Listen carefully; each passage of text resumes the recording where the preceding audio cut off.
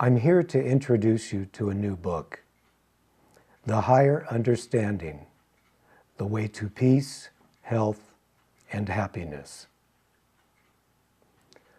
Who is God?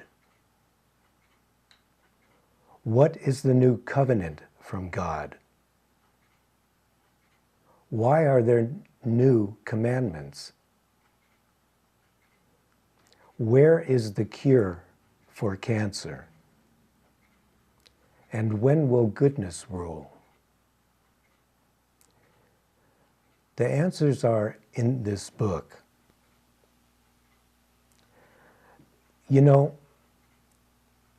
the most important thing that we can ever achieve is to learn to talk and listen to God, especially as all wars and fighting are made for the love of God. Well, this will be more fully explained later. But to continue with the introduction,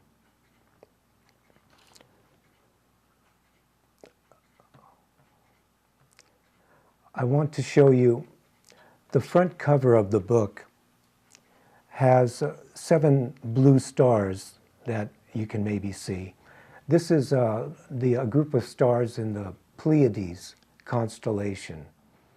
And these 7 stars are called the Seven Sisters. They're quite famous, actually, around the world. You know, Pleiades is a constellation in Taurus, the bull, in the shoulder of Taurus, the bull. And whereas we're generally familiar as a race with monuments and cathedrals throughout the world that are aligned with Orion, the constellation Orion, there are also, like in America, the Washington Monument is aligned with Pleiades. But there's not too many monuments and cathedrals that are aligned with Pleiades. As far as legend goes, the people from Orion were also those responsible for building the pyramids. They have elongated skulls. And the people from Pleiades don't have elongated skulls, but look much more like us than the allegedly people from Orion. So anyway, to continue with the introduction, I would like to read to you the inside front cover of the book, which tells about Pleiades and also about me. The constellation of Taurus the Bull contains 2 clusters of stars, Pleiades and Hyades. And Hyades is spelled Hyades. And they are represented pictorially by a bull's forequarters. Pleiades, which is on the front cover of the book, is a loose cluster of stars in the shoulder of the constellation that includes 7 stars visible to the naked eye.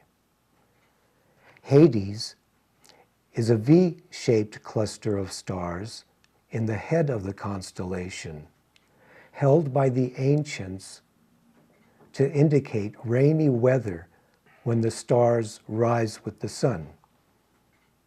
And according to legend, Atlas, for his part in the Titans' revolt against the gods, was obliged to support the heavens with his head and hands. And his 7 daughters were turned into a group of stars called the Seven Sisters. Now, the significance of a Taurus atlas suggests two possibilities. The first is that the head, the mind and ego, and hands, which indicate help and guidance, are spiritually connected to Hades, the cluster of stars that was named after Hades, Hades, the word that means hell, and Pleiades, an allegedly human civilization that contains the most highly evolved beings in the galaxy. Secondly, just as the Pleiadians have apparently learned how to live in peace, health, and harmony, this may be why people who are born under these stars are determined to do what's right, which is by far the single most important quality for our survival and well-being. Perhaps this is also why the author, me, Ataris, is of the mind that the new covenant from God and the 15 commandments contained herein are even more important to adhere to than the book's breakthrough health treatments. Upon fulfilling 3 requirements, the new covenant affords lifelong protection from pain and suffering. And the 15 commandments, 10 of which have been updated from the original laws given to Moses, include 5 new laws, 3 of which are imperative to our survival.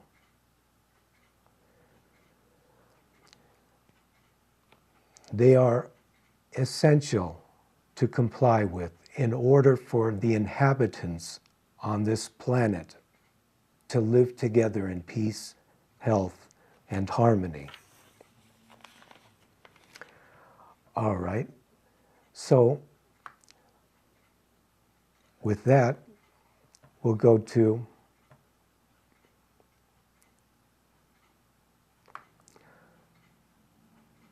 our human evolution has been a painstakingly slow process in becoming loving spiritual beings.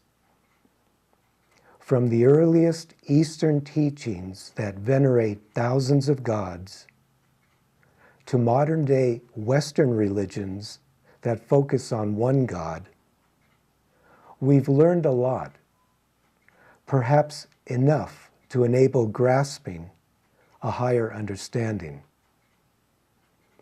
By combining our thoughts, words, and actions with psychospiritual concepts and esoteric secrets, this book coalesces science and religion into a new governmental system, woven together with a comprehensive health plan containing breakthrough treatments and remedies.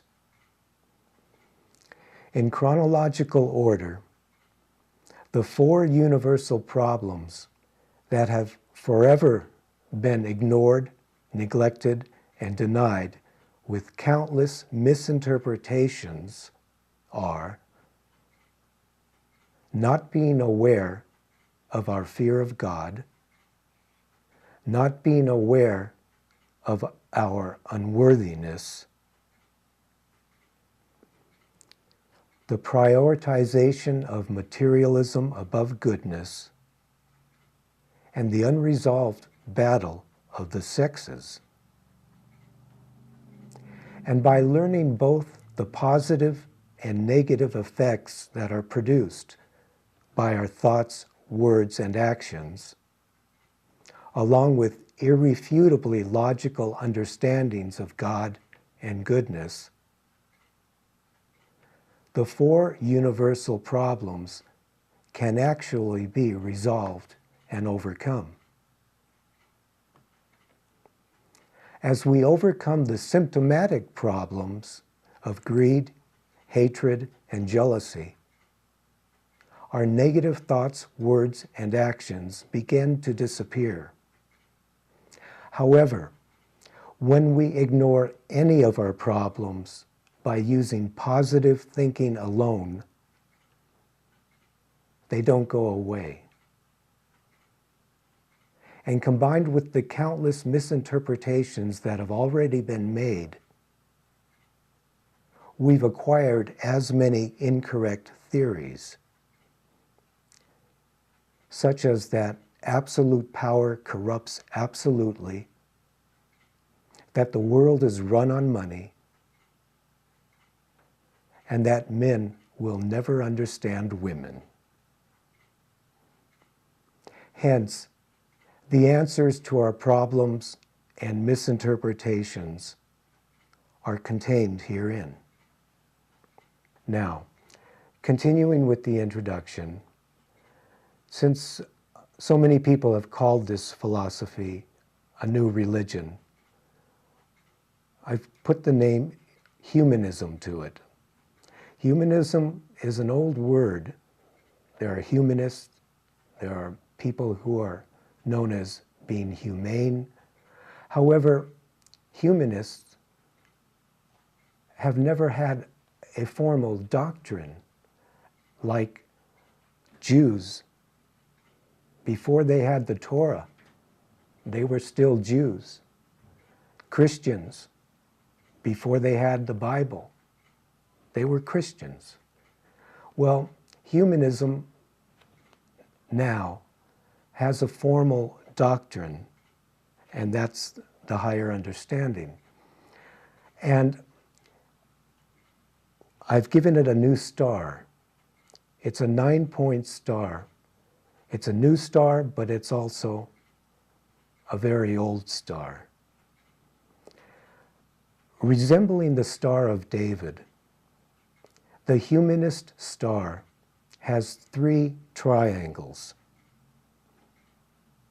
3 additional points that are stated in the 2nd, 3rd, and 4th commandments at the end of the book. As with our worldwide devotion to sacred books, Christians with the Bible, Muslims with the Quran, Hindus with the Bhagavad Gita, and so forth, humanism as well is deeply and foremost rooted in the universal truths contained in the revered writings. A little note, it's recently come to my attention that our current paradigm shouldn't be recklessly challenged, and that the main purpose of this book is to bring us closer to God. I therefore apologize to our illustrious leaders for my pretentious disposition. Nevertheless, it must be said that by getting physically and spiritually in tune with God, our species will not only fare the best, but will evolve without mutating to a lower form, like that which has happened to the Greys and Orions. Consequently, our governments and religions should utilize the beliefs and practices herein, while concurrently correcting and revising their policies and doctrines. With 3 versions of the book to choose from, if you can't read English, you'll have to use the audio. What with editing and updating, the printed and CD books are much better than the audio, and the CD is much better than the printed version. Therefore, the best way to learn about the best kept secrets in the world that as well show the bigger picture, why our governments are determined to remain corrupt, which is on page 801 to 804, use the CD. Additionally, the reason why our governments, religions, and doctors are corrupt, false, and incompetent is because they've been conditioned to use diversionary ploys that have kept us blind to loving God and God's goodness. By logically coalescing science and religion with psychology and spiritualism, higher understandings of God, goodness, and the devil come to light. In order to survive and continue evolving, we need to learn higher understandings that are most often acquired by first analyzing our positive and negative thoughts, words, and actions, along with those of other people and animals. This process facilitates understanding precisely how science and religion have developed and then separated over the years, as well as why both spirit beings and aliens only give us a limited amount of guidance and protection. Our primary responsibility in life is to be good caretakers of the planet.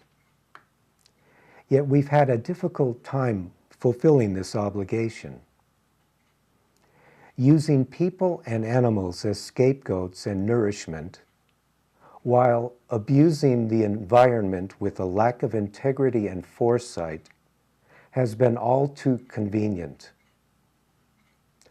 All life forms, from insects to humans, and living things, from rocks to mountains, have, in their own way, contributed to the convenience of making it difficult to realize our true responsibility in life. Yet, all life forms and living things also want us to survive and evolve, as their well-being is directly related to our spiritual growth. Even our governments and religions that have intentionally kept the masses sick and stupid by guarding certain secrets, while stifling whistleblowers with severe tactics to avoid a disruption of the status quo, also want us to survive and evolve, as their survival is directly dependent upon our spiritual and collective growth as a species. At the height of its reign, the Roman Empire dealt with whistleblowers in much the same way as our governments today. And just as with our governments today, the Roman Empire's deeper and unconscious motive was to help its citizens and the masses survive and evolve.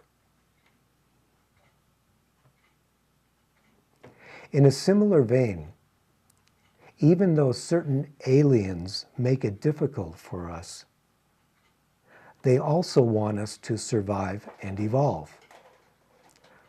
For example, the Greys, although allegedly having negotiated to give the Americans, Russians, and Chinese certain technological secrets, also want us to survive and evolve. At the time of the Roswell incident in 1948, one of the Greys, before dying, apparently told telepathically some top governmental leaders that we shouldn't use nuclear weapons, nuclear bombs. However, the Grey didn't say that we shouldn't have war unless we're outright attacked. And this has added to our difficulty in learning how to live in peace. Nevertheless, the point is that just as the Greys' survival is directly related to ours, they want us to survive and evolve. You know, the situation is the same with spirits and spirit-type beings, such as the translucent light beings, a highly evolved transparent species. As with all intelligent life forms, they want us to survive and evolve, but rarely interfere in our daily affairs, which thereby indirectly adds to our difficulty in growing. In other words, although spirit beings send us thoughts concerning what's right and wrong, they allow us to make mistakes and struggle through our greed, hatred, and jealousy. And this applies to aliens as well. Our species, make that one species purportedly living in the depths of the ocean in the Bermuda and Japanese triangles has evidently been involved in the disappearance of thousands of civilian and military ships, boats, and planes. The most recognized example is when 5 US Navy bombers suddenly disappeared in the middle 1900s as they were flying over the Bermuda Triangle on a calm, sunny day. They were never seen or heard from again. At the same time that the bombers disappeared, all of the telephone lines at a local radio station in Miami, Florida, were mysteriously jammed. Suddenly, a telephone call came through on all 6 lines. A man's voice said that the pilots were fine and that they, the alien beings, were here to oversee the planet. This clearly shows that the aliens want us to survive and evolve, but generally allow us to make mistakes by not interfering with our primitive behavior. As God's children, we manifest many of the characteristics of other animals, all of which were created by God. It's thereby logical to presume that we have similar characteristics as God, which then implies that all life forms, as with God, want us to survive and evolve, but sometimes add to the difficulty in rising above our primitive and unworthy behavior. And just as all life forms are on an evolutionary journey, this indicates that God and God's goodness is also on an evolutionary journey, even though his true identity may be a secret that we may never know. What's more, just as there are billions of life forms in countless galaxies, it's possible that there are other gods that rule over the different galaxies. Consequently, as we have similar characteristics as our Creator, a correlation can be drawn with the secret of God's true identity and the secrets that governments and religions have hidden from the masses. Two possibilities are viable, and both are probable. The first is that God is not yet through with his mission. The other possibility is that our governments and religions have concluded that, just as whatever created life is unknown, it's okay for them to also have secrets, even though they frequently misinterpret the universal meaning of goodness. Both possibilities give us a glimpse as to our Creator's mysterious ways, as well as why our governments and religions have kept certain things secret. A similar conclusion can be drawn with the devil, the main difference being that it involves understanding what we've interpreted as being negative. 50 years ago, it was thought that many animals are evil. Manta rays, for example, were deemed as devilfish because of their frightening appearance and seemingly inverted horns. It was also once thought that cats, wolves, and people of different races and religions were bad, evil creatures. And before acquiring the Greys' sophisticated technology, after they negotiated a deal with us, it was thought that they were short, green fiends from Mars. This raises the question, why have we misinterpreted so many things? And why are our misinterpretations so important to understand?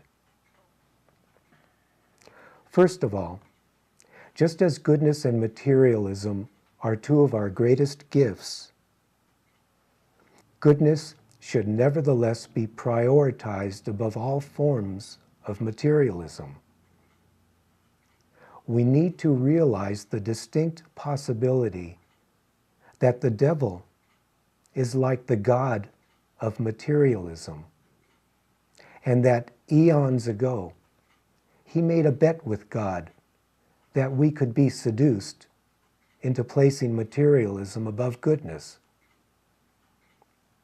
And even though religionists and Satanists today think that the devil wants to destroy us, the truth seems to be that he wants to see the end of mankind placing materialism above goodness, even though he may have bet God to the contrary. It can then be logically inferred that the devil actually wants us to survive and evolve, and sometimes gives us help in doing so. Secondly, due to the interpretation that corruption is our destiny, an interpretation that's based on our unworthiness and lack of faith in goodness, we've learned to live with stress and despair as normal parts of life. We've been conditioned to think that we are inherently bad, and that fear is something that comes from being weak. However, just as our religious and scientific teachings say that we're all descendants of historic figures, such as Cain, the son of Adam and Eve who killed his brother Abel, the unconscious Satanism in all of us, as well as the prioritization of materialism above goodness, points to the real reason for our corrupt, destructive behavior. That is, our true enemy is nothing more than ignorance itself. Lastly, our religious doctrines and governmental policies have been largely influenced by certain meat-eating, warlike beings from different solar systems, mainly in Orion. And just as these alien beings have made it possible for us to construct monuments and cathedrals throughout the world that continue to defy explanation, we've been detrimentally affected by their second-rate spiritual beliefs. Nevertheless, it's ultimately our responsibility to use the brains that God gave us in seeing the truth and exercising free will. Hence, as corruption is a normal part of evolution, and as we've spent eons learning to stand on our feet with honor and integrity, it's time that we also did so with humility as God-fearing beings.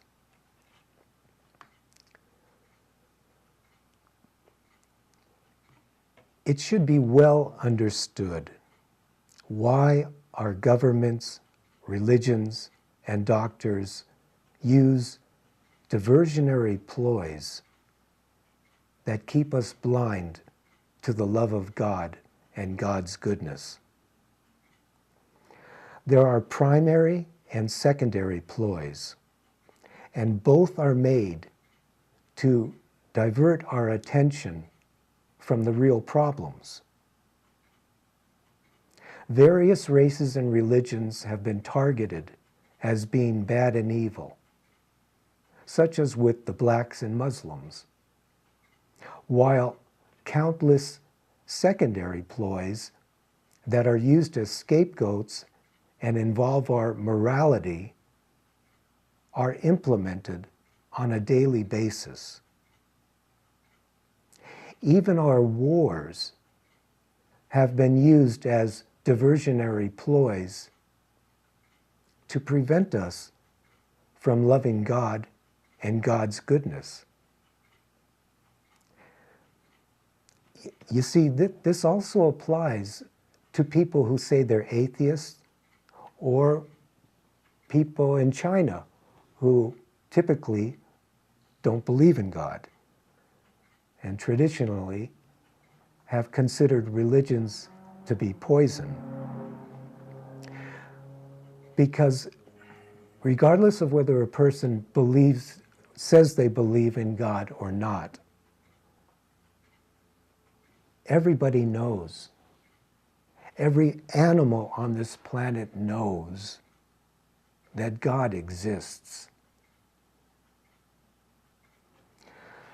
And sadly, today's superpowers are actually silent partners conspiring to start another world war in order to strengthen their ailing economies.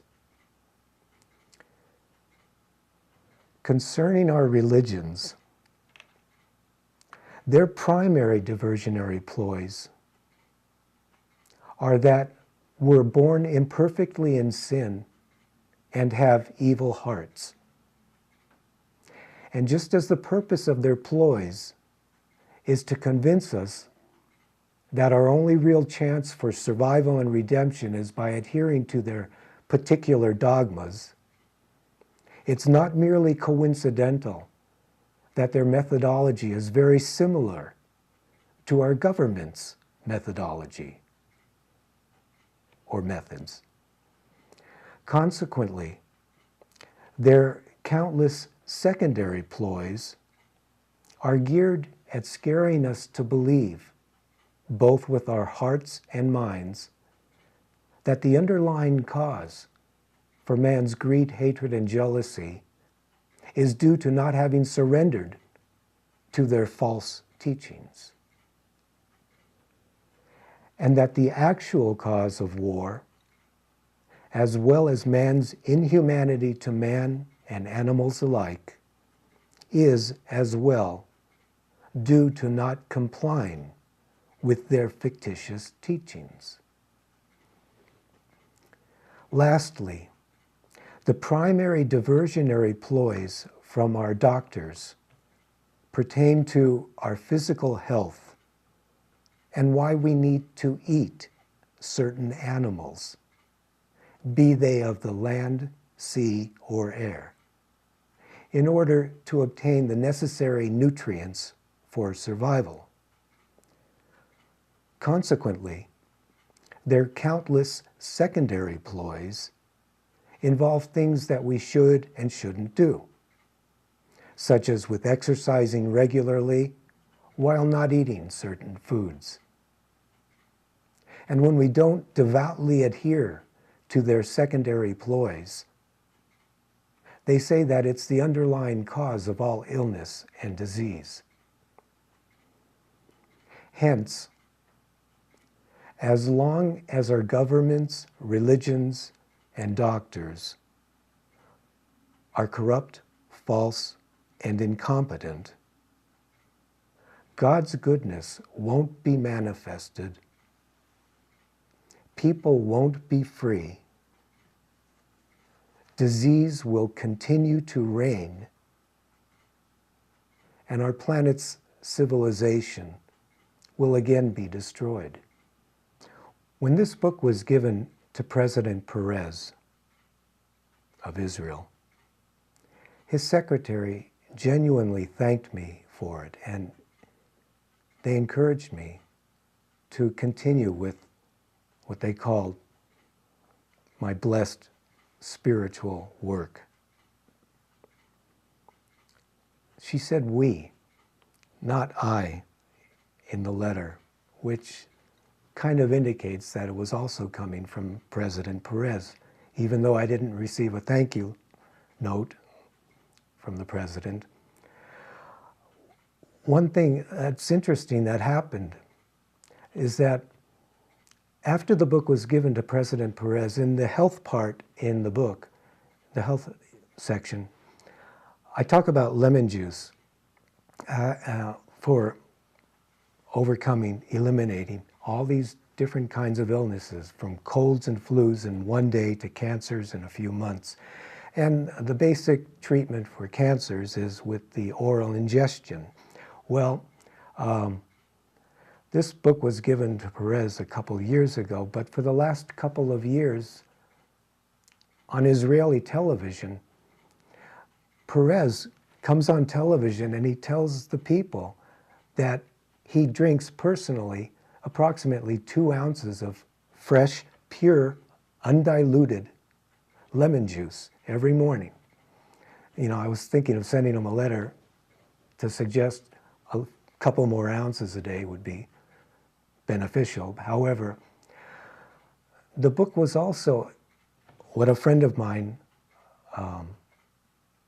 who's actually an undercover agent in Las Vegas, told me a few months ago when I came back from Israel, was that, see, 2 years ago, not only did I have a copy given to President Peres, but actually about 100 of our world leaders and celebrities, including Clinton, Bush, a few others, the Dalai Lama, and a number of celebrities. Well, this was 2 years ago, and my friend in Las Vegas, who's also been encouraging me and helping me indirectly with this book for 15 years, ever since Actually, it was before. The U.S. government, they gave me the approval to use the pseudonym David because 15 years ago, I didn't want to use my last name as the author of the book. I was a little nervous, as you can understand why, I'm sure. And so a paralegal woman in Sedona, Arizona, where I was living, suggested that I use a pseudonym. And I said, okay, what pseudonym? She said, David. And I said, David? But that's my first name. But okay, because it's not my last name. And if I could just, so I sent Washington, D.C., the Copyrights and Patents Office, a request to use the pseudonym David for the book, The Higher Understanding. And then after 8 months, a woman called me up from Washington at my home in Sedona on the telephone, and she said, I don't know what they did with your book because they took it in the back for the longest time, but they finally brought it back and have approved your request to use the pseudonym David. So that's all you'll see on the book as the author, just David. It's almost like they were waiting for the book, perhaps for more than 50 years. It wouldn't surprise me if our government wasn't. Our government knows a lot more than they tell us. And that doesn't mean they're perfect. And that doesn't mean they make mistakes, especially about perhaps their interpretations of goodness, but it does mean that they know a lot. And especially as they've gotten top-notch psychic help over the last 30 years or so. They've found out that there are certain people on this planet that truly have the gift to an extremely high degree. So they've, of course, incorporated some of these people to help them understand the future, or what the probable future will be. Well, a year and a half ago, my friend in Las Vegas was telling me Clinton apparently got a bad heart attack, something serious like that. And he didn't die, but about 6 months later, and this was about half a year or a year after I had sent him the book, which in the book, by the way, there are 15 commandments at the end of the book.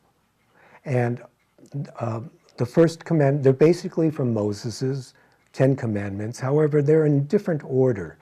The first commandment is the same as with Moses's. The first commandment was not to place any pagan idols above God. Well, the updated version is basically not to place any form of materialism, from money to true love, above God and God's goodness. And the second commandment is not to eat animals of any form, land, sea, or air.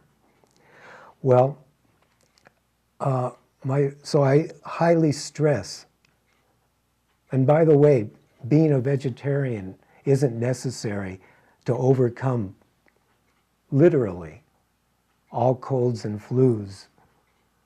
And there's 120 different names for colds alone. But they can all be taken out in like one day. And it doesn't matter if you're an American or a Chinese. It doesn't matter if you're 9 years old or 90 years old. And it doesn't matter if you're a vegetarian or a meat eater. They can be taken out with the lemon juice treatments, which I'll get into later. So he told me that, but I do stress, highly stress, becoming a vegetarian. I think it's extremely important, both spiritually and physiologically. It's both reasons. It's not just a physiological reason why a lot of people know today that eating meat is bad for your health. Well, a lot of people don't believe that it's also spiritually incorrect. Anyway, there are two basic main reasons. I highly stress this in the book. Well, about 6 months to a year after a book was sent to Clinton, he's coming on television now, and he talks about that he's become a vegetarian and he's never felt so good in his life. So he's highly endorsing vegetarianism. And I don't know if it's from my book, but I didn't receive a thank you letter. Let's put it that way. Anyway, what the secretary didn't say, however, was that although there are brainless psychos that would like to bury anyone blowing the whistle on government corruption, thank God that they also have conscientious, intelligent people who don't. When this book was printed prior to December 21, 2012, the printer accidentally switched the front. The printer accidentally switched the front and back covers. The front cover became the back cover, the back the front, and the inside covers then pertained to the wrong outside covers. The printer also messed up the words and graphics, and it was a serious problem. But I didn't want to delay getting the book out. And even though it was printed in Jerusalem, the Holy of Holies, even under the best of conditions, Israeli quality is oftentimes far less than that in America. On your CD, you can see the precise design and layout of the graphics and text. After the book was printed, it occurred to me that the Ark, the back cover, which is here, had a somewhat ambiguous quality to it. And since my father always taught me to make lemonade when someone treats you like crap, this page has been added to be that lemonade. Apparently, the printer's so-called mistakes were spiritually guided for this purpose. Also, even though I've worked on the book for many years, and I'm still working on it, although it's quite good now, I do say so myself, there are still typos and mistakes that are best overlooked. Lastly, the Ark of the Covenant is significantly important. Actually, it's the Ark of God's Covenant. First of all, an ark can be a chest, and according to Webster's dictionary, a chest can be a cabinet, while a cabinet can be a case or outer covering, such as with the casing of a book. In view of this definition, the book is an ark in itself. And just as it's stated that the army that carries the Ark of the Covenant before it is invincible, carrying the ark doesn't merely refer to performing a physical act of labor, but instead to complying with and reading the books that are inside of it. Condensing the book down to 4 paragraphs, and that's the religion, health, and government parts, covenant and commandments included,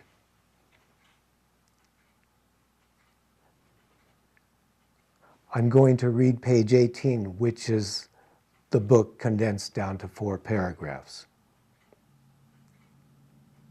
When God said, "Let there be light," in the beginning, there was right.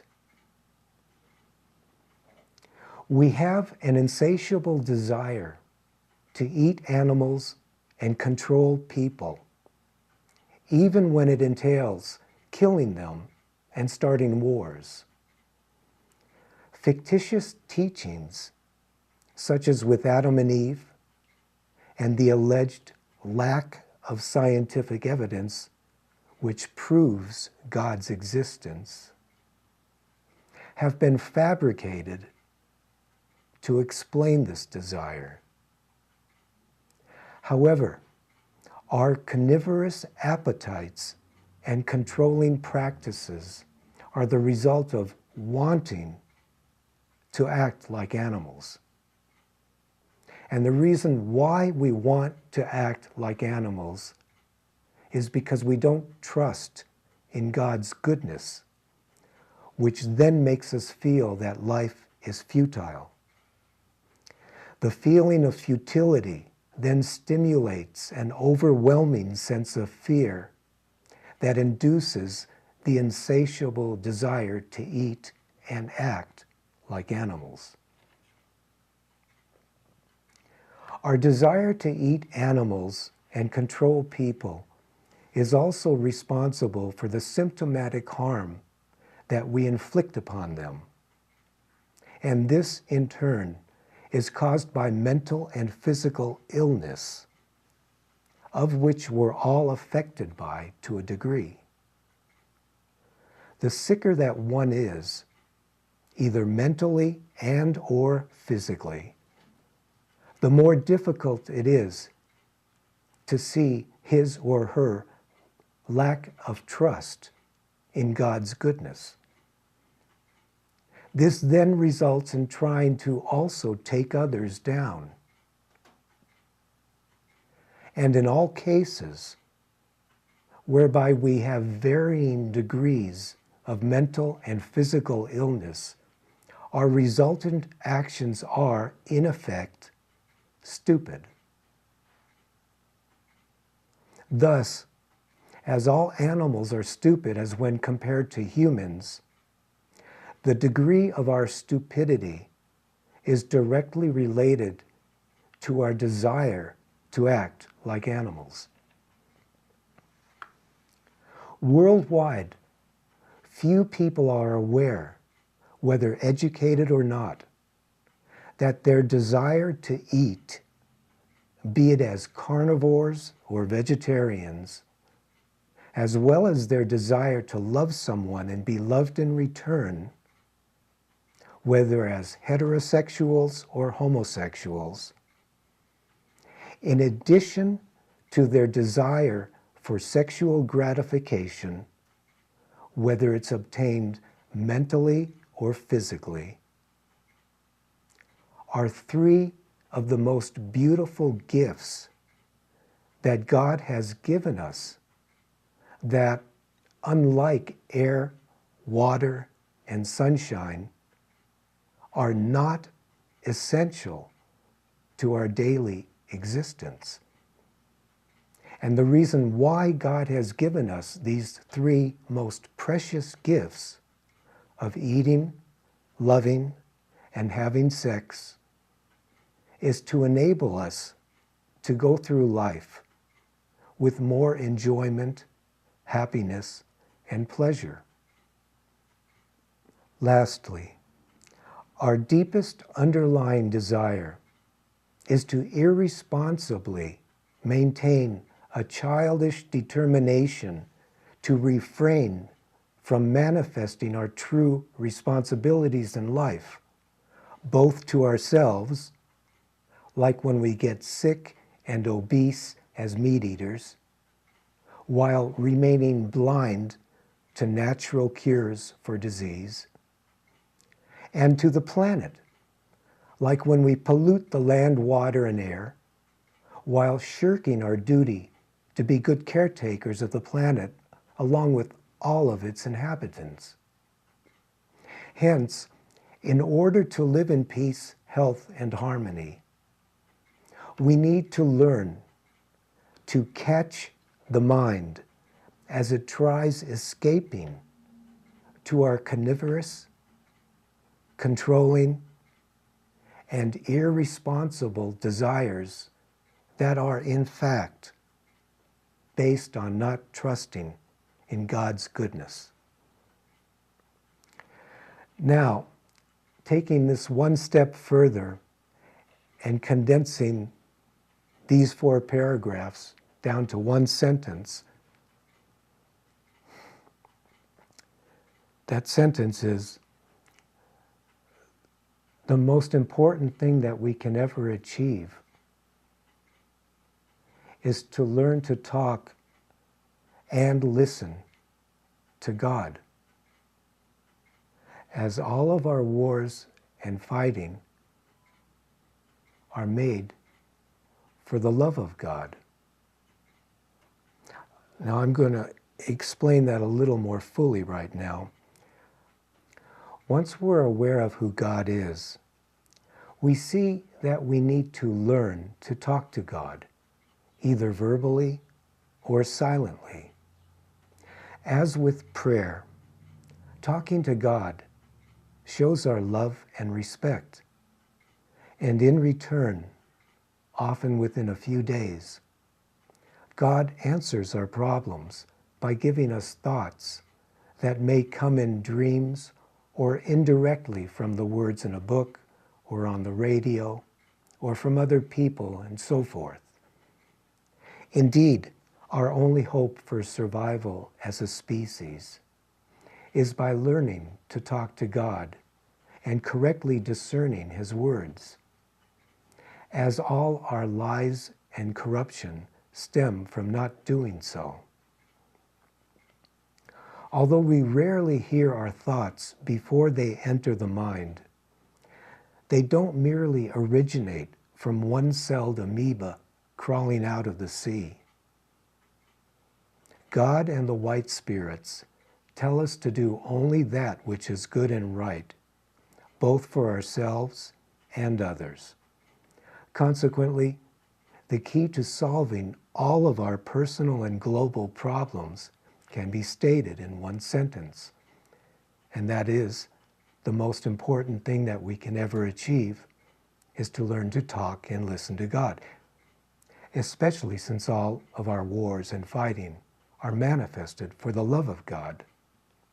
Now, to further explain the love of God a little bit, we've seen why men and women fight each other in the battle of the sexes, along with their countless scapegoat theories that are used to divert their minds from facing their fears and inadequacies of the opposite sex. Now, this will be explained later as the shows continue and we get into the book. Right now, I just want to make more clear the secondary part of that statement, saying that all wars and fighting, which includes fighting between men and women, between friends of the same sex, includes all fighting, why this is actually done for the love of God. And so this also includes the Chinese, if they go to war with another country, even though they both say they don't believe in God, they don't believe that God exists, deep down, or subconsciously, as Freud would say, their belief is that, of course, God exists, and they're fighting other people to perhaps have the best chance of obtaining God's love.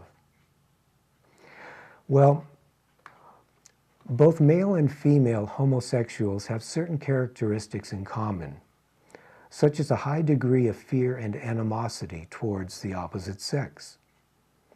Gay men think that women are manipulative witches who play stupid games, while gay women think that men are possessive assholes severely lacking in the brains department. And to prove their counterparts are inferior and undesirable, both genders try rationalizing their fears of each other with false beliefs that are used as scapegoats, such as saying that they believe in and are close to God. Thus, we subconsciously fight each other for God's love. My friend, if you believe in God and don't really believe in any government, religion, or doctor, then this book is for you. Considering that our governments and religions lie about God and goodness, and that our doctors lie about health and healing, the higher understanding is the ultimate book of secrets. Naturally, it's been met with unrelenting opposition from the two countries to which I belong. And even though the Americans and Israelis haven't stopped me, the closer I get to finishing the book, the more they harass me to delay its completion. Consequently, I may not redo the audio. It was made 5 years ago and desperately needs to be redone. Other than that, the 3 stories in part 1, which are based on true experiences and reveal major discoveries, such as the real mountain that Moses climbed and the true location of Sodom and Gomorrah, both of which were consumed by an extraordinarily intense fire, are in the most need of more editing. So, considering the magnitude of the book's content, please overlook any typos and corrections that still need to be made. Nevertheless, the book is in good condition and, like the audio, can be downloaded to a portable device. In a year, it should be in top shape, and if I'm not stopped beforehand, I'll be happy to send you a new copy. There are 5 books on the CD, and combined with 88 MP3 files, approximately 50 hours, CD players and older computers have trouble reading it. You may need to copy the book from a newer computer to read it on your older model. And lastly, to see the true graphics and format of the book at this time, read it in Microsoft Word and print preview. Other than that, you can hope that I continue doing these shows. I estimate will take about 50 of these 1-hour shows, approximately 1-hour shows, to get the whole book out. And I only plan on doing about 1 a week. So you can get the book that way also, totally free. Whether you begin with the printed or audio book, keep in mind that its importance, both to you and your family's well-being, can't be overemphasized. Both versions are pretty much the same. So if you start with the audio, you might begin with part 2 on health, playlists 6 and 7. Part 2 is easier to understand than part 1, and doctors who specialize in holistic medicine find it fascinating. In any case, after you see the importance of part 2, you'll likely be motivated to delve into the even more important philosophy in part 1. From your CD, most print shops can print, cut, and bind the book for around its list price. I set it up like this because, what with our raging climate, rising waters, political turmoil, wars, economical failures, famine, and disease, the events likely to occur within the near future may well be worse than all the crises and cataclysms we've had to date.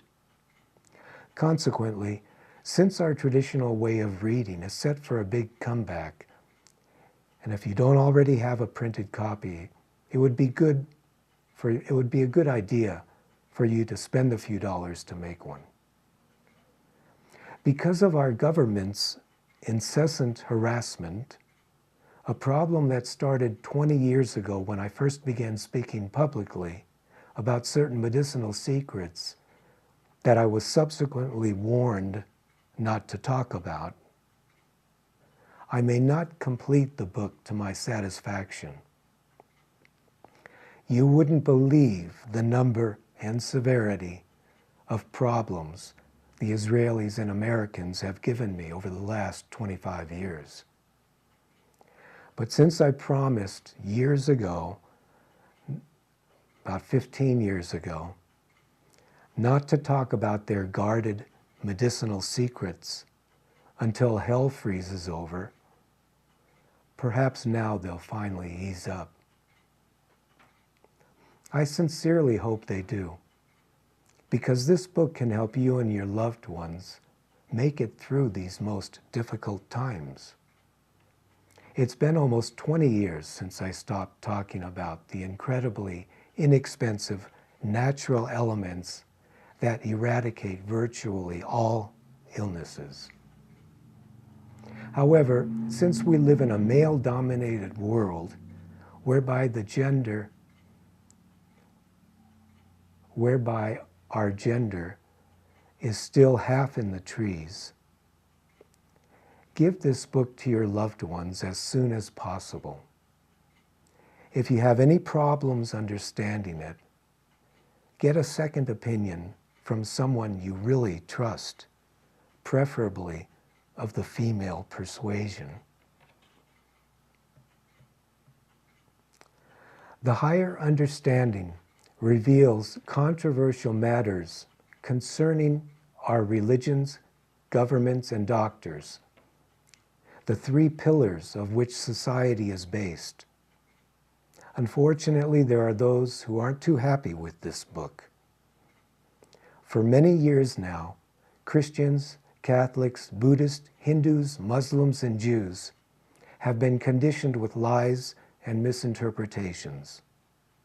And their ministers have made even bigger investments learning false teachings.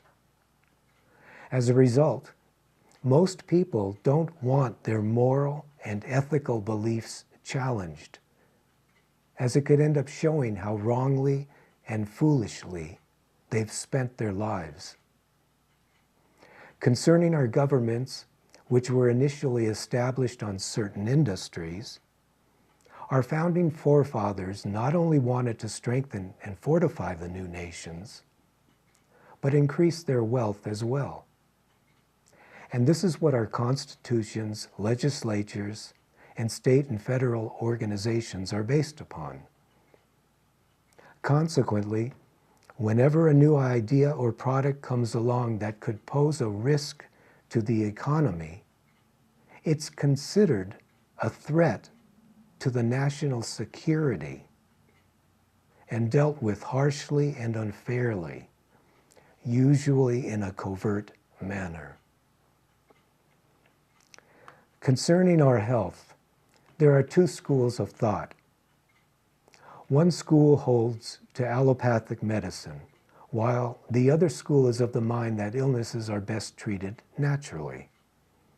Over the last 100 years, doctors from both schools have attained a godlike status and accordingly make very lucrative livings.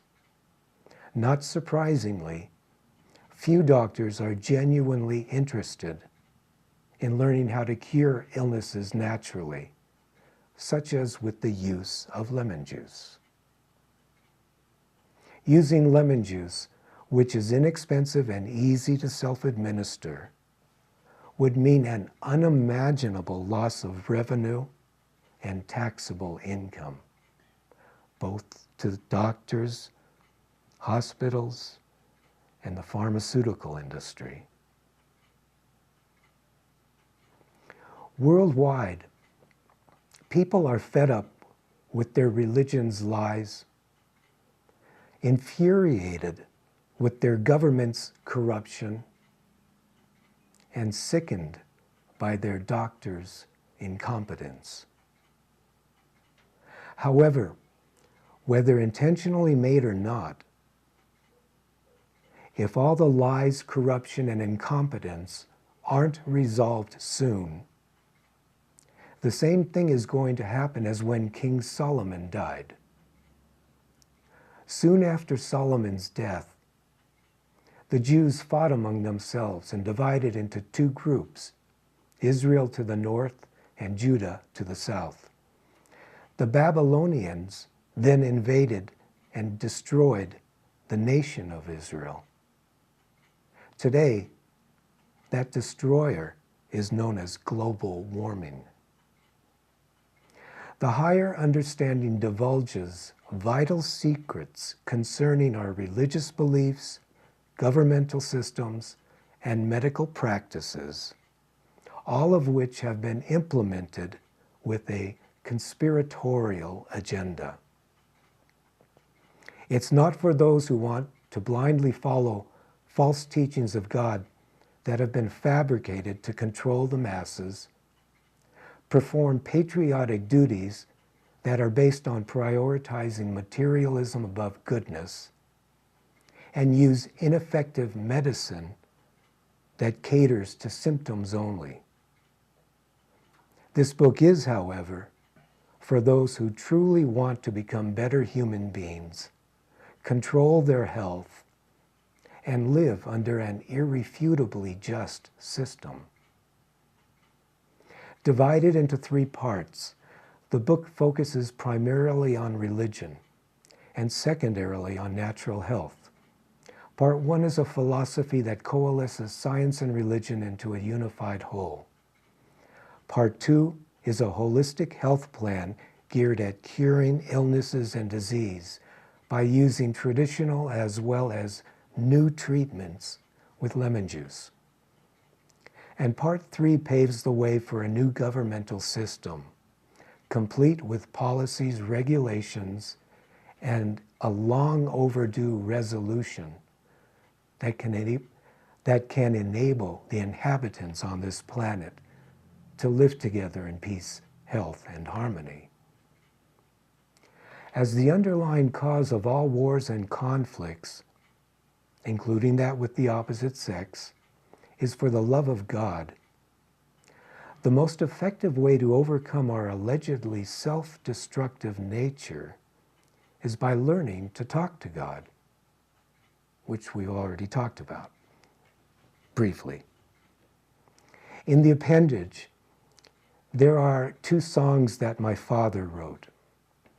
He was a 32nd degree Mason, and his songs were recorded by people like Frank Sinatra, who used to pinch his cheek and call him Cheech.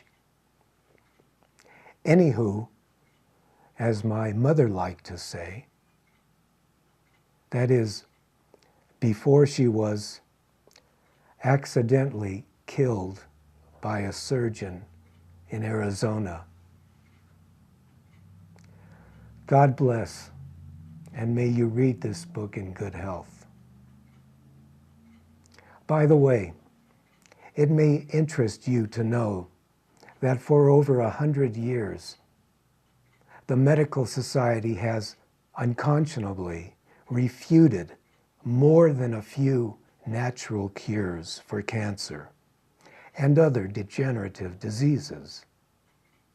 Evidently, keeping people sick with an infinitely bigger moneymaker than that of war will, in all probability, be the primary reason why God destroys our world, just as he did to Atlantis 10,000 years ago. Well, that's so much for the introduction to the book in general.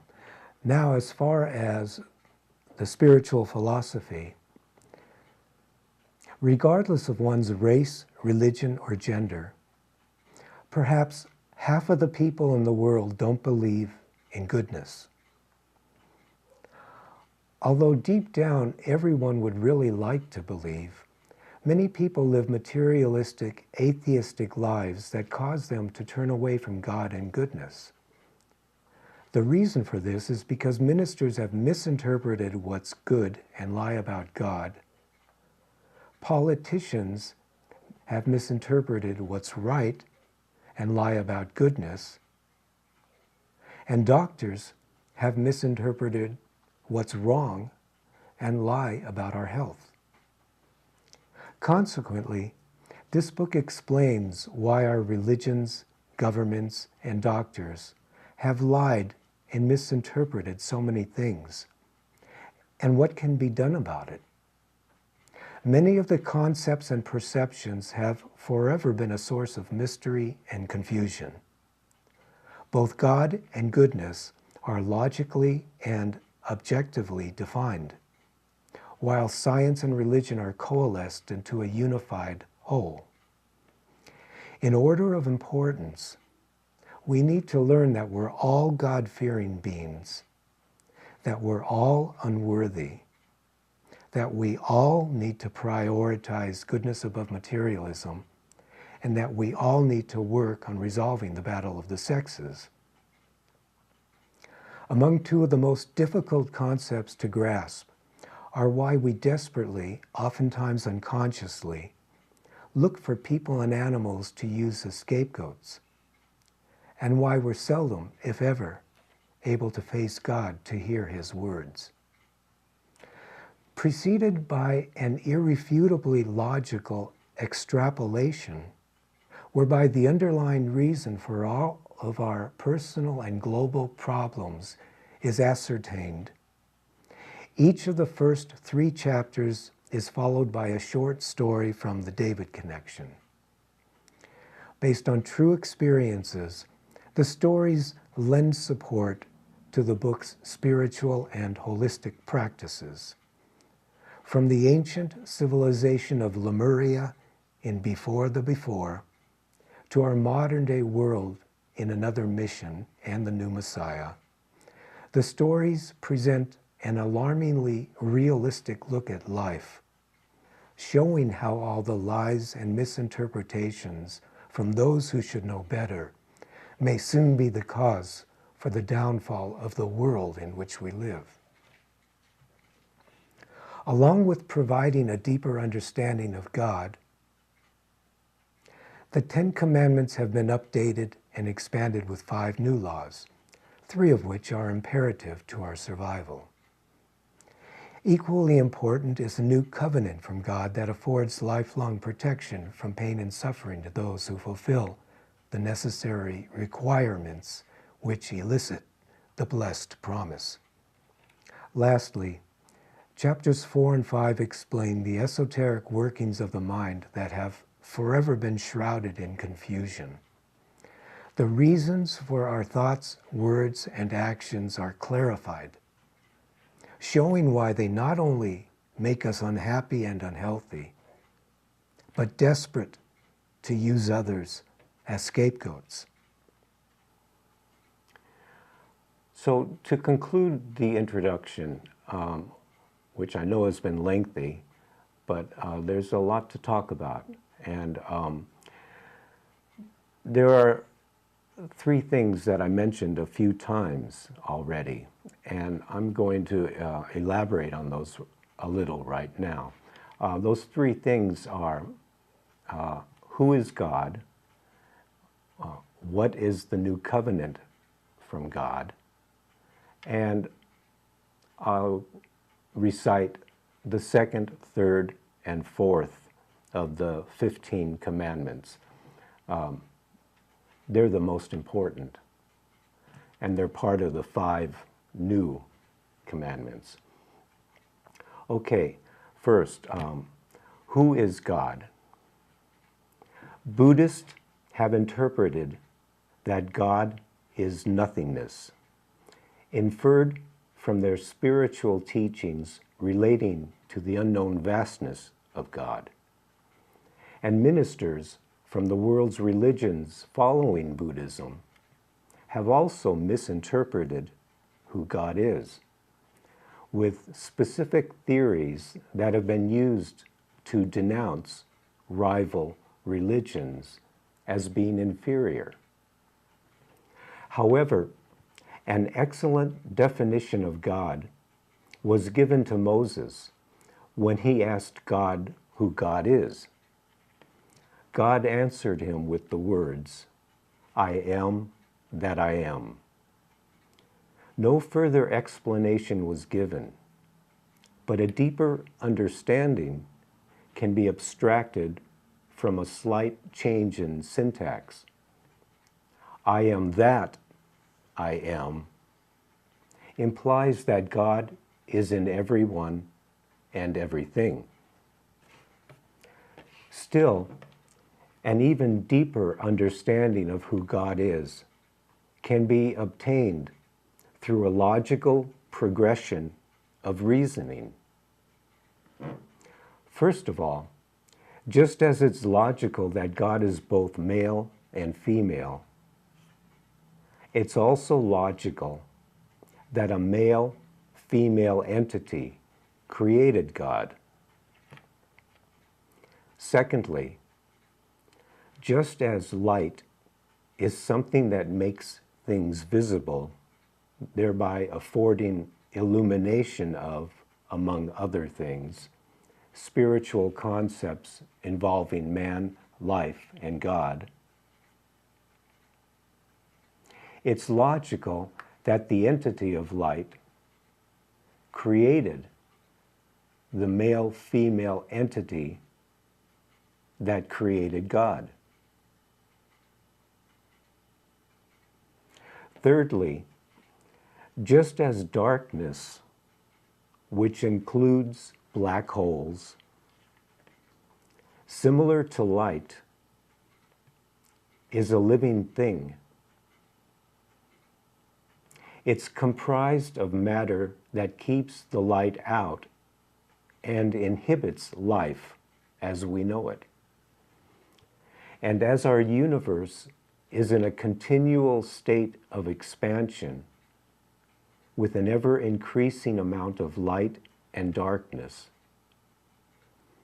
positive thinking logically dictates that the entity of light is the stronger force.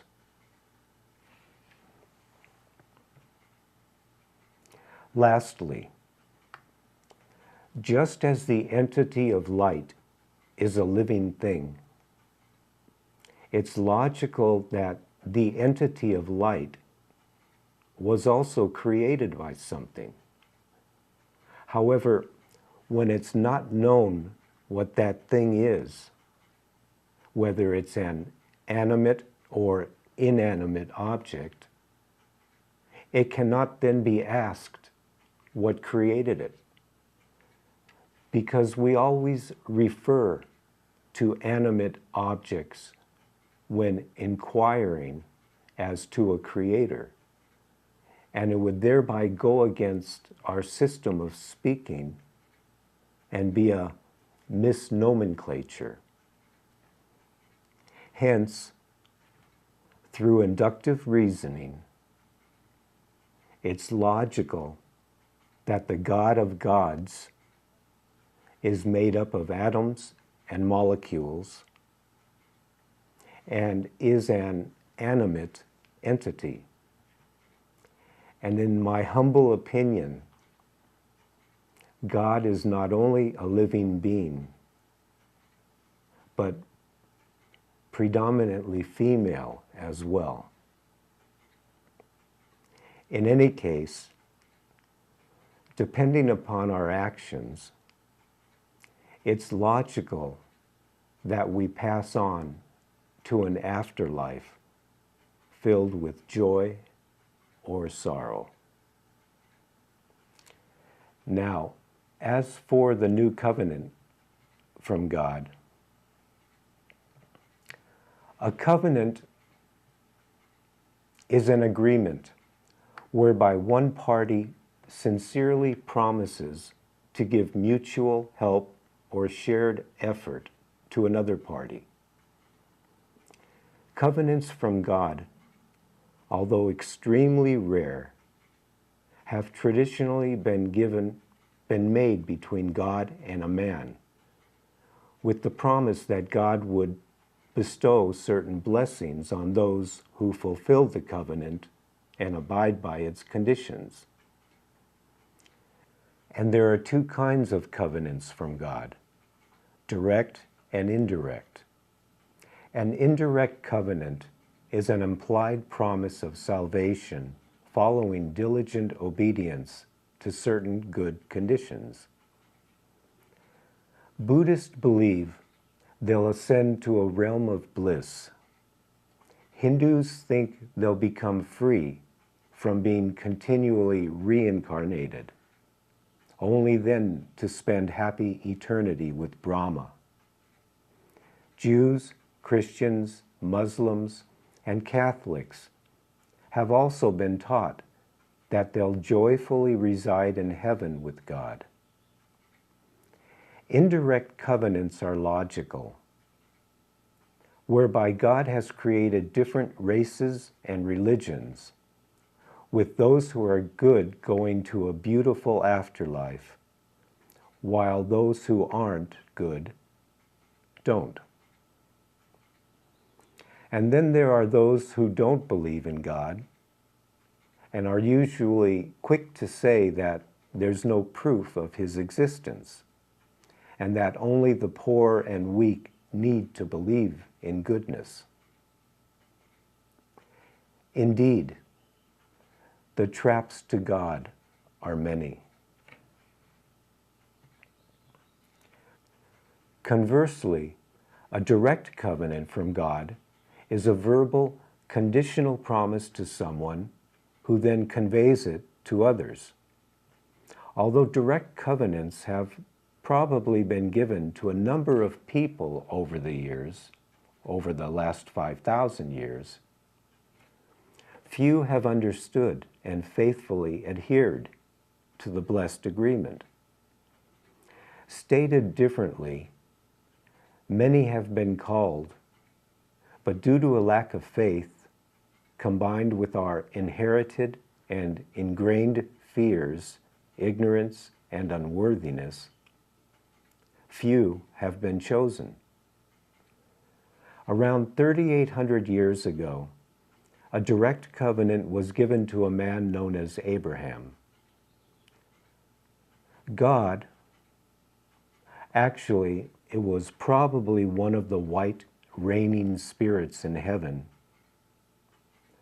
told Abraham that in return for his obedience, he would have many sons who would become the leaders of nations.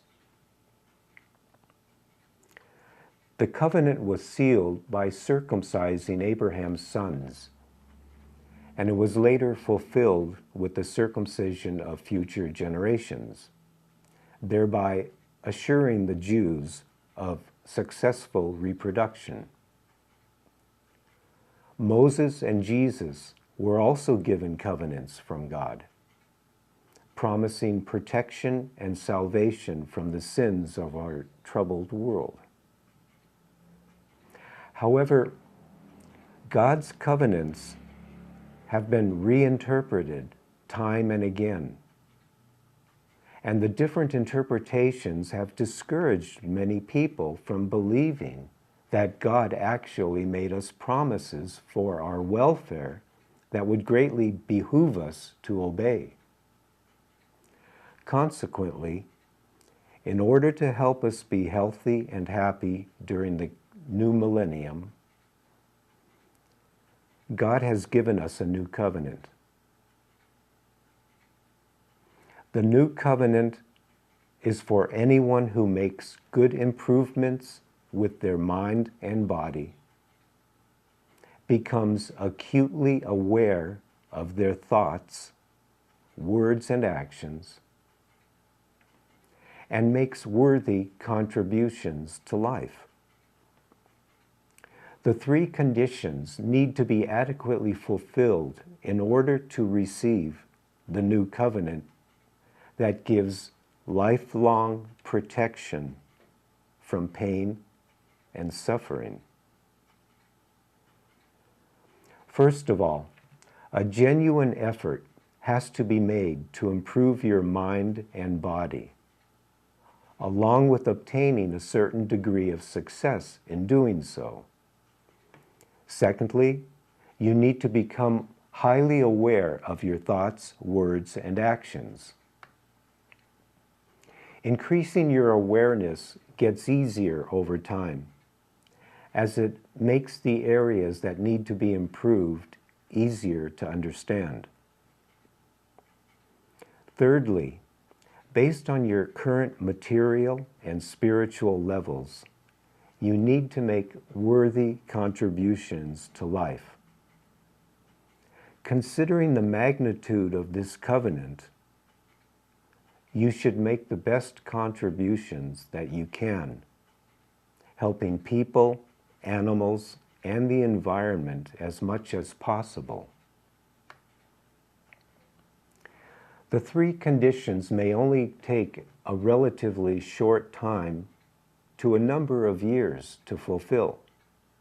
However, when diligently worked on over a period of time, while obtaining a certain amount of success, God will give you lifelong protection from any real pain and suffering. The covenant isn't readily given at early signs of fulfilling the conditions, but it is given to those who persist with determination to improve their minds and bodies, become acutely aware, and make good contributions to life. Although we can't tell God when we are ready to receive the covenant, as further inducement, God immediately gives us more guidance and protection when embarking on this quest. Lastly, after receiving the covenant, you'll undoubtedly continue to experience certain problems and difficulties in life. But the promise of lifelong protection from any real pain and suffering will last as long as you don't significantly digress to an earlier lifestyle. This covenant ranks among the highest ever. But God's heart is bigger still. Even if the covenant hasn't yet been earned, God will intervene in literally any severe situation and protect you when all hope has failed. But again, there are certain conditions. First of all, you need to honestly open your heart and mind by admitting that you've been wrong about many things and that you sincerely want God to teach you the right way so that you may do His will. Secondly, promise to do your best to help all of the inhabitants on this planet as well as the environment, and never shirk your duty again. Receiving God's protection doesn't require months or years to obtain, as its purpose is to help you through desperate situations where time has run out. God offers it as an act of His grace. Even when your time has come to pass on, God can extend your time if you've done well with making good contributions, helping people and animals, and self-improvements. In literally any situation where death is imminent, God will safely get you through it if you've done your part. This, by the way, answers that very hard question, why should anyone care? Anyway, God will safely get you through it if you've done your part. You must then always strive to be a shining light in God's eyes, so that you will continue to receive His shining light in your eyes. As I mentioned earlier, the first commandment is, as with 10 of them, are updates from Moses' commandments. And the first one, for example, specifically, I'll read that one also. Don't love or worship anyone, any religion, or any form of materialism, from money to true love, which, as in marriage, should be made with a member of the opposite sex, above the love of God and God's goodness. So that's the first commandment of the 15. That's also from Moses's, but updated. Now, the second, third, and fourth, which are new. The second one, don't eat animals or creatures of any kind. We're all spiritually bonded as brethren, children of God, and as all life forms contain harmful viruses and bacteria. It's the key to peace, health, and harmony. Number 3, all healing should be made with lemon juice. If you have an illness that normally lasts more than a few days and you go to a doctor, lemon juice treatments should be used. If not, the medication should work as good or better than lemon juice, without any harmful side effects.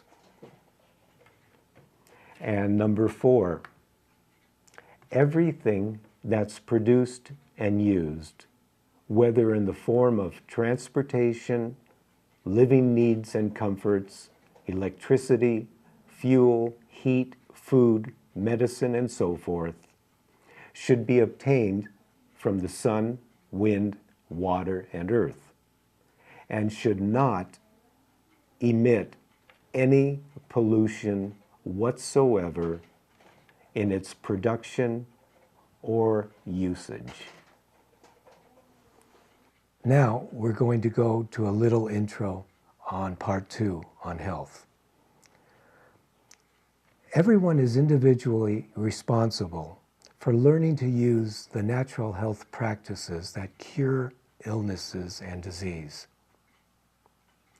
The first 2 treatments alleviate and overcome many illnesses that are common to people worldwide, even when there's also an ongoing serious illness, cancer, or degenerative disease. The types of health problems that the first treatment rapidly eliminates are colds and flus, sore throats, ear infections, sinus troubles, bronchial flus, asthma, and other head area viral and bacterial illnesses. The second treatment focuses on the all too common problems of diarrhea and constipation. Diarrhea and constipation are problems that periodically affect everyone to various degrees.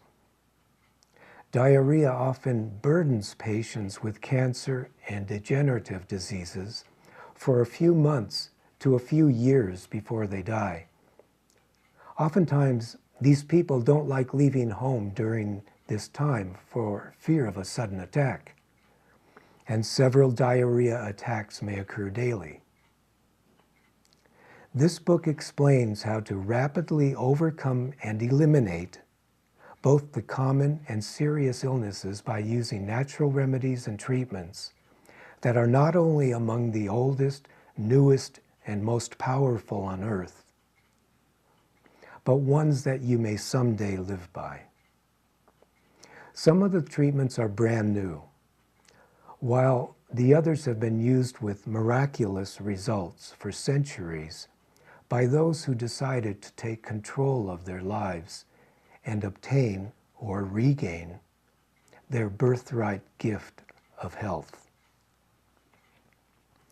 2 personal tragedies were responsible for convincing me to write this book 25 years ago, 27 years ago.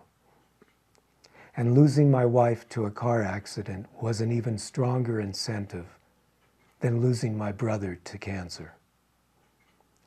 After having learned the basics as well as the new natural remedies and treatments that are among the most powerful on the planet, and experiencing severe grief from the loss of my wife and brother, I decided to do my best to distribute this knowledge.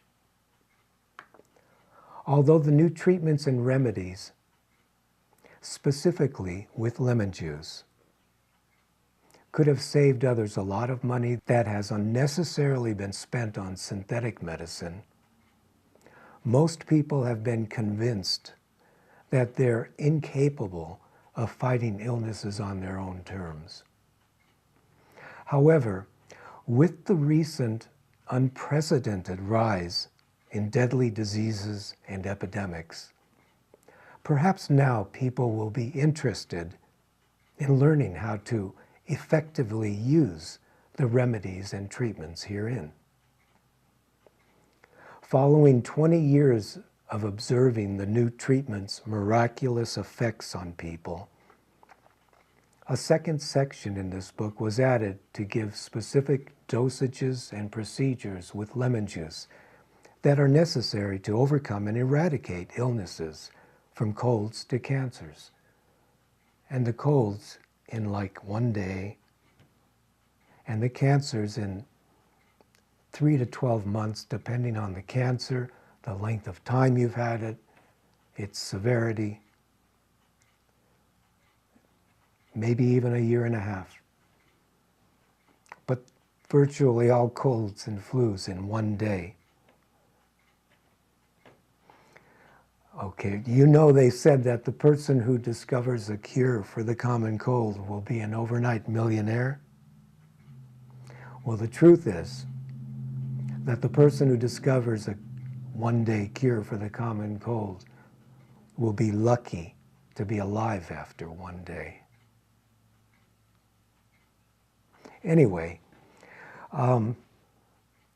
perhaps one day there will be allopathic synthetic medicine that doesn't have any side effects.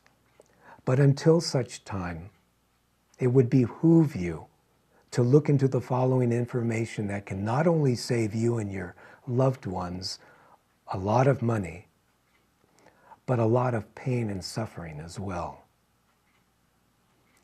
When you get one of the head area illnesses that can be rapidly eliminated, use the first treatment using lemon juice in the nostrils. Although the results you obtain will be even quicker when you also start using the second treatment, colonics, it's not necessary to do in order to experience what many have found to be a 24-hour cure for the common cold. After experiencing the treatment's effectiveness, you'll likely be willing to learn that the others work just as well. Only natural products and holistic procedures that heal and strengthen the body and immune system are used. Antibiotics in the form of synthetic drugs weaken the immune system, have serious side effects, and become ineffective in time. Healing the immune system is a secondary objective of this book, as a strong immune system not only wards off illnesses before they become serious health problems, but it also has regenerative effects on the body and organs. Using the first two treatments can overcome many illnesses faster than you ever dreamt possible. When an attorney in Los Angeles suggested that I patent the new lemon juice treatments, I had previously learned the importance of prioritizing goodness above materialism, and that it's blessed to distribute this knowledge as freely as possible. Helping others for free, or at best a nominal fee, is the most effective way of taking full responsibility for our primary job in life, that being caretakers of the planet and its inhabitants. Consequently, I'm happy to be able to freely share this information with you. And you won't find any patents that could have easily been obtained by adding a few non-essential ingredients to the lemon juice. Just as it's wise to remember to place goodness above materialism, perhaps one day our good doctors will come to learn this. Perhaps sooner than they think. So God bless and good luck in obtaining and regaining your health, while also minimizing the pain and suffering that you would otherwise experience. The path may be difficult, but you will be well rewarded for your effort. Just remember that the deepest purpose in life, when nature and technology aren't corrupted by those who seek to derive financial benefit at the expense of the sick and needy, is to freely help others achieve peace, health, and happiness. Okay, that concluding the introductions to the book. There's one last note that came up to me a couple of days ago that I feel responsible for addressing, and that is to answer the hard question, why should anyone care? You see, people don't like to be around selfish people. And many people who are selfish don't know that they're being selfish. Being selfish is basically when we are unconcerned for others. And we are all selfish to some degree. And as we are all selfish to some degree and unconcerned for others to some degree, we are also all corrupt to some degree. So why should anyone care? Well, we can't just blame the governments legalizing the consumption of eating our brothers and sisters, even though they're in the form of cows and pigs and fish.